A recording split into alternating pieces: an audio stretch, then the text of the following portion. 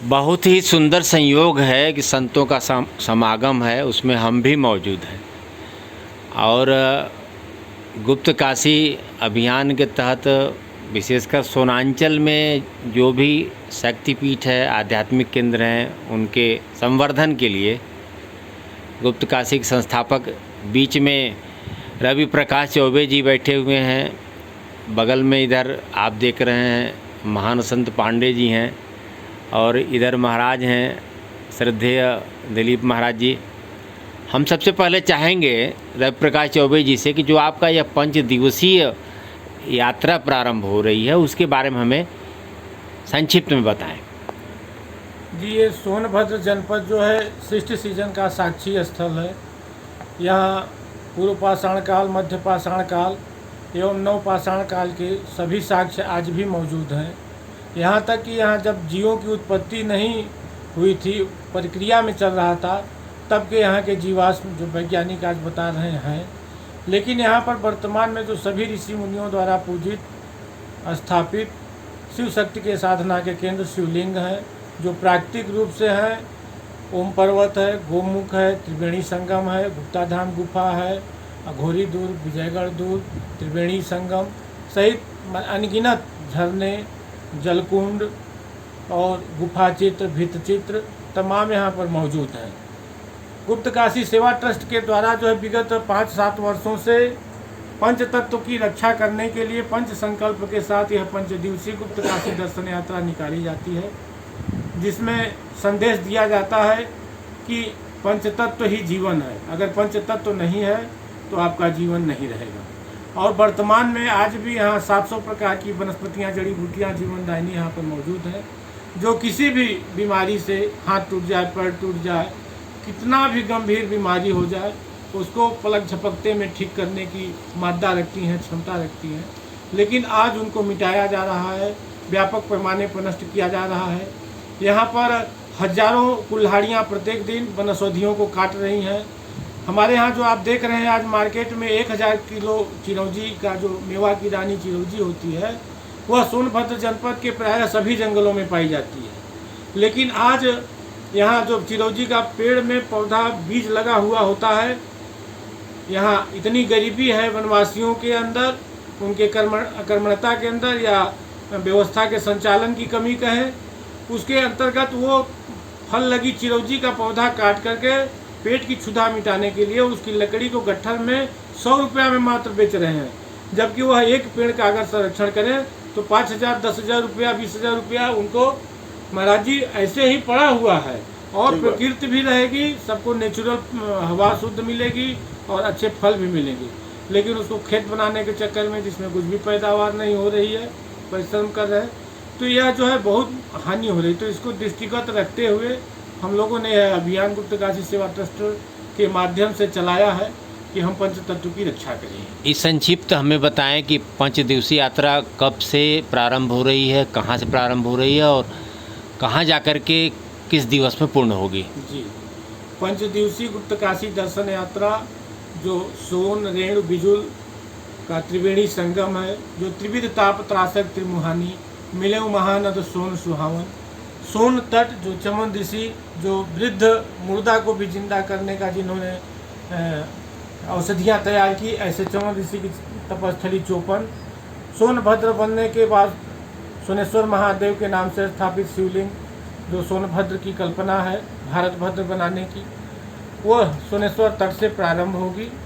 16 अगस्त पवित्र पावन श्रावण मास शुक्ल पक्ष के अष्टमी तिथि दिन सोमवार को सुबह 9 बजे से यह यात्रा यहाँ से प्रारंभ होकर के ओम पर्वत पर आकर विश्राम करेगी महामंगलेश्वर धाम में। पहले दिन की यात्रा।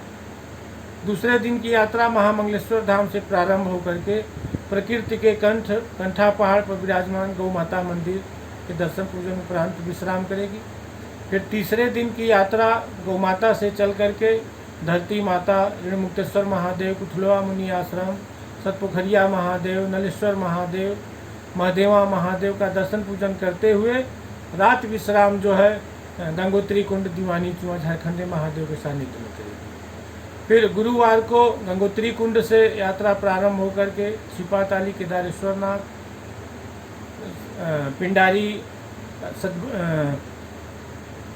मातेश्वर महादेव और उनका दर्शन करते हुए बागेश्वर महादेव, सिद्धेश्वर महादेव, मऊ कला में सहस्त्र ज्योतिर्लिंग और भार शिव लिंग का दर्शन करके जो दुनिया का सबसे अलौकिक अद्भुत विजयगढ़ दुर्ग है यक्षराम सरोवर के तट पर यात्रा विश्राम करेगी।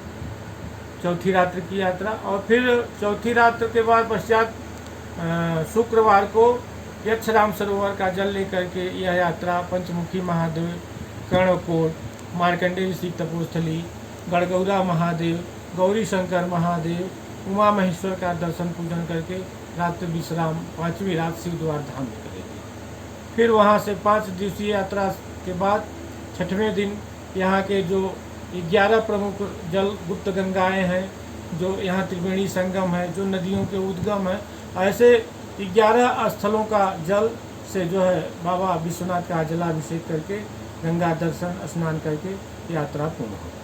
पंचतत्व की रक्षा के लिए आपकी यात्रा कब से प्रारंभ हुई है? यह कौन सी यात्रा होगी? ये 2014 से यात्रा चल रही है। यह 7वीं यात्रा होगी। पिछले वर्ष चूँकि सारे मंदिर बंद कर दिए गए थे सावन माह में कोरोना काल के नाम पर, इसलिए यात्रा हम लोगों की नहीं हुई थी। बाकी पिछले विगत 5 वर्ष से पीछे हो रही है। आध्यात्मिक शक्ति केंद्रों को प्रत्यक्ष रूप से सरकार सीधे कोई मदद तो नहीं करती, लेकिन उसके आसपास पर्यटन की दृष्टि से उसको डेवलप कर सकती है, विकसित कर सकती है। तो आपको भारत सरकार या उत्तर प्रदेश सरकार से किस तरह की अपेक्षाएं हैं कि इन शक्ति पीठों को या शक्ति के जो केंद्र हैं, आध्यात्मिक केंद्र हैं, उनको किस तरह से विकसित करें जिसकी वजह से यहाँ के जो ज़रूरतमंद लोग हैं उनकी जीविका भी चल सके और जो पंचतत्व की सुरक्षा है वह भी हो सके? इसके बारे में हमें बताएं। नहीं, जैसे आपने पहले कहा कि सरकार नहीं करती है, सरकार क्यों नहीं करती है? जब देश आज़ाद हो गया है और भारत आध्यात्मिक देश है और सदियों से विश्वगुरु रहा है, तो आखिर आज़ादी के बाद आध्यात्मिक स्थलों का विकास क्यों नहीं होगा? सरकार करेगी, निश्चित करेगी, लेकिन जनमानस का दबाव होना चाहिए, जनमानस भी आगे आना चाहिए। आवश्यकता मनुष्यों को है, तो इसलिए जो है हमारे आध्यात्मिक हैं, सांस्कृतिक हैं और पर्यावरणीय हैं। और इसके लिए सोनभद्र जनपद को मैं बताऊं कि भारत को पर्यावरणीय विनाश से बचाने की क्षमता रखता है। सोनभद्र जनपद उत्तर प्रदेश राज्य को सबसे अधिक राजस्व, देश को सबसे अधिक ऊर्जा एवं एशिया में सबसे अधिक गिट्टी उत्पादन एवं विद्युत उत्पादन करता है। ये केंद्र है। एल्युमिनियम का सबसे बड़ा कारखाना और भारत का प्रथम कारखाना यही है। सबसे अधिक माने खनिज संपदा यहाँ है, सबसे अधिक गुफा यहाँ है, सबसे अधिक भित्ति चित्र यहाँ है, सबसे यहाँ गुफा चित्र यहाँ है, सबसे अधिक शिव शक्ति के साधना के केंद्र यहाँ है। ओम पर्वत से लेकर गोमुख, त्रिवेणी संगम, कर्णकोट, शिवद्वार धाम, गुप्ता धाम, हर चीज़ यहाँ पर मौजूद है। इसके साथ ही हजारों प्रकार की वनस्पतियाँ, जड़ी बूटियाँ, औषधियाँ यहाँ मौजूद हैं। और पूरे देश में एकमात्र एक केंद्र है ऐसा जो भारत की दशा और दिशा दोनों तय करता है, क्योंकि यहीं से उत्तर भारत की शुरुआत होती है, यहीं से पूर्वी भारत, बिहार और झारखंड की शुरुआत होती है, यहीं से मध्य भारत जो दक्षिण भारत की दिशा की तरफ पड़ता है, मध्य प्रदेश और छत्तीसगढ़ की भी यहीं से शुरुआत होती है।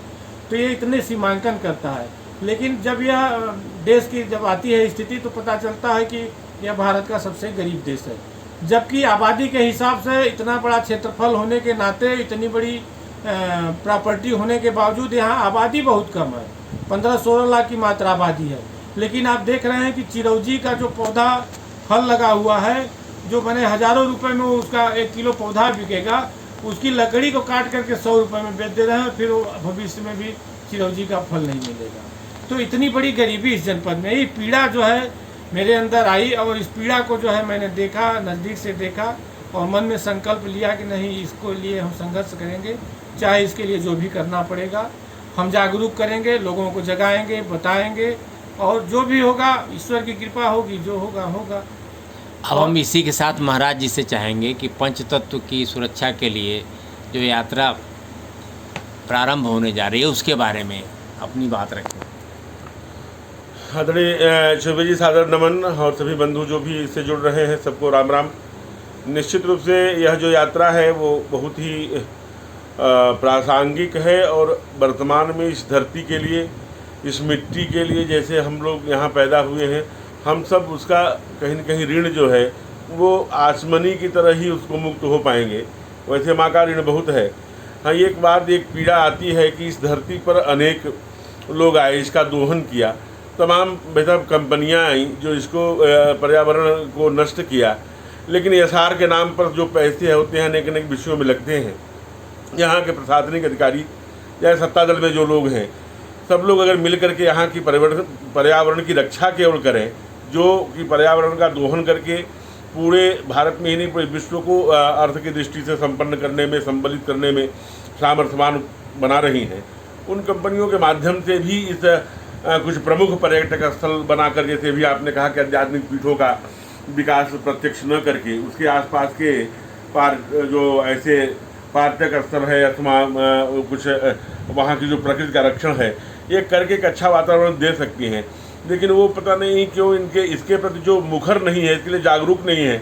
आदरणीय चौबे जी, रवि प्रकाश जी, इसके लिए पूरा समय अभी मैं पूछ रहा था कि मतलब आपका क्या कहाँ पहुँच गए। लगभग 50 वर्ष पहुँचने वाले हैं। हमें लगता है कि लगभग 2 से 3 दशक हो गए अपने जीवन का संपूर्ण गुप्त काशी को, जो यह क्षेत्र है उसके लिए कैसे ये जागरूक हो, कैसे दुनिया के लोगों में इसकी पहचान बने, कैसे इसका वास्तविक मूल स्वरूप समाज में सब जगह जाए। केवल ये चीज़ों में से केवल हमें लगता है जो अभियान चला है, ये 5 दिवसीय जो ये गुप्त काशी दर्शन यात्रा है, मैं गत वर्षों 2-3 वर्षों से मैं जुड़ा हूँ और मैं सौभाग्यशाली हूँ कि इस यात्रा में का मैं सहभागी पहले से बन चुका हूँ, रह चुका हूँ।